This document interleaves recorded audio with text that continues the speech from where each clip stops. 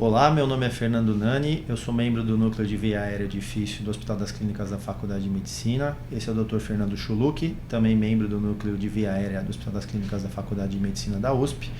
Nós vamos falar sobre intubação traqueal em pacientes COVID e eu gostaria que o Dr. Fernando inicialmente nos colocasse a situação que a gente vive hoje em dia na intubação dos pacientes COVID. Bom, obrigado, Nani, obrigado pessoal pelo convite.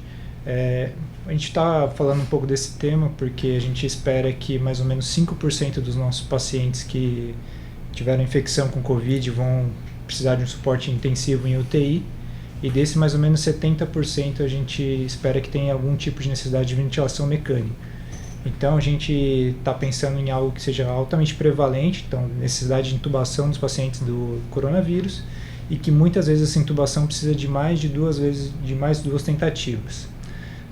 A gente tem algumas dificuldades esperadas, né, porque é uma via aérea mais fisiologicamente difícil, então um paciente que não está saturando muito bem e a urgência relativa do procedimento, a necessidade do paciente, acaba aumentando a dificuldade de quem vai fazer o procedimento, no caso o intubador, que acaba exigindo mais habilidade motora do próprio médico que vai fazer. Então, a nossa ideia é tentar organizar para diminuir um pouquinho a proximidade de pessoas com o paciente. Então, a gente vai sempre falar, revise os cuidados de EPI do seu instituto, muito cuidado com a desparamentação. A gente vai pedir para minimizar as pessoas. Então, a gente quer um médico mais experiente possível, sempre para tomar a frente da intubação, um segundo auxiliar, de preferência médico, que saiba ajudar a manipular a via aérea. Se houver um terceiro componente que possa ajudar a gente a administrar as drogas, eventualmente fazer uma transição com a quarta pessoa que a gente espera que esteja numa área mais morna, que a gente possa manter um material de suporte para ajudar a gente quando precisar acesso à via aérea, que não obrigatoriamente precisa ser contaminado no primeiro momento que a gente for abordar. E aí, com isso, a gente minimiza a exposição de equipe para todo o procedimento, e aí a gente espera que isso dê melhores desfechos, né? Com relação à preparação, a gente sempre tem que lembrar de pedir os materiais antes. Então a gente sempre vai pedir o ventilador, que geralmente demora um pouco mais para ser disponibilizado para o nosso paciente. A gente vai pedir o monitor do paciente, vai pedir um capnógrafo para poder testar, e lembrar sempre de ter um acesso venoso confiável. Idealmente, sempre que a gente tem tempo, a gente tem que estabilizar clinicamente os outros parâmetros do paciente. Então, hipotensão, eventualmente dor, algo que a gente consiga melhorar para o paciente ter a melhor experiência possível. Lembrando que muitos desses pacientes, provavelmente você será o último médico a ver eles ou ter a oportunidade de conversar com o paciente. Em relação aos materiais, sempre tentar montar kits já prévios ao atendimento desses pacientes para justamente diminuir a chance de falhas.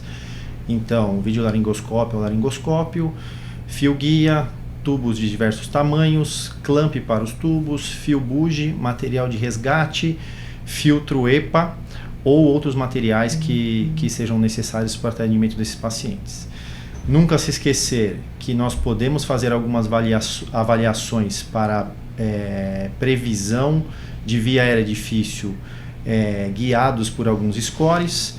Nesse momento tem se recomendado o score de MACOCA, que é um score não muito conhecido por nós no dia a dia, mas que basicamente ele acaba avaliando o Mallampate, né, como vocês viram na tela aí, o Mallampate 3 e 4, se o paciente tem apneia do sono, se o paciente tem alguma limitação da movimentação cervical, se o paciente tem uma abertura oral menor do que 3, se o paciente está em coma, né, ou alteração do nível de consciência, se ele está em hipoxemia, que ele é considerado abaixo de 80%, ou se o manejo da via aérea será realizado por um não anestesista, né? Como pré-oxigenação, nós recomendamos uma pré-oxigenação no mínimo de 3 minutos desses pacientes, ou de 5 a 6 incursões profundas, se for possível. Muitas vezes esses pacientes chegarão para a gente em hipoxemia severa e não teremos tempo hábil para tudo isso.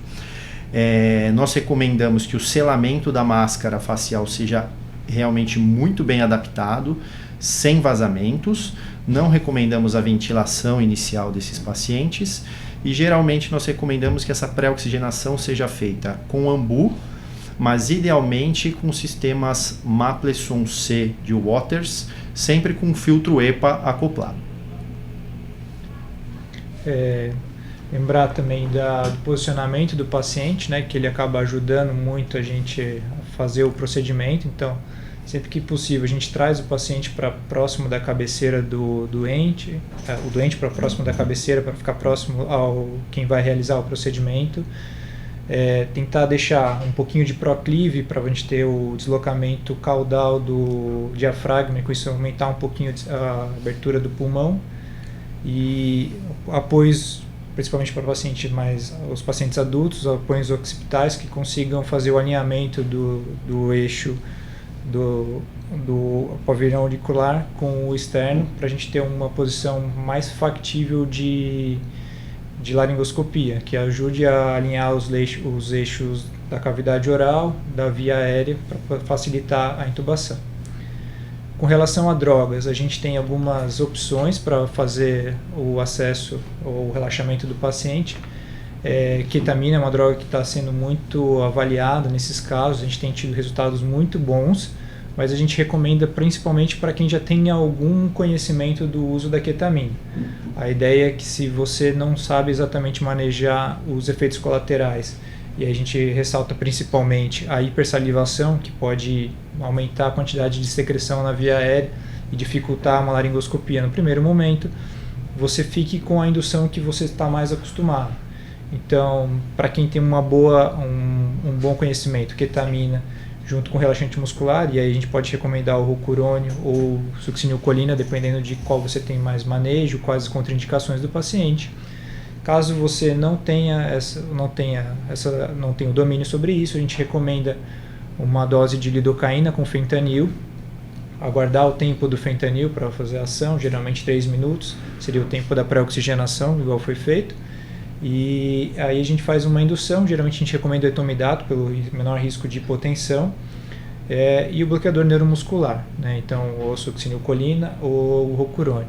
Lembrar sempre de dar o tempo da ação do bloqueio neuromuscular antes de fazer a força da laringoscopia, para a gente não forçar a lâmina do laringoscópio contra as estruturas da via aérea do paciente, e aí com isso a gente melhorar a visualização sem risco de machucar. Logo que a gente visualizou a via aérea, a gente vai sempre tentar ir a primeira vez já com fio guia para ter a melhor tentativa desde a primeira vez.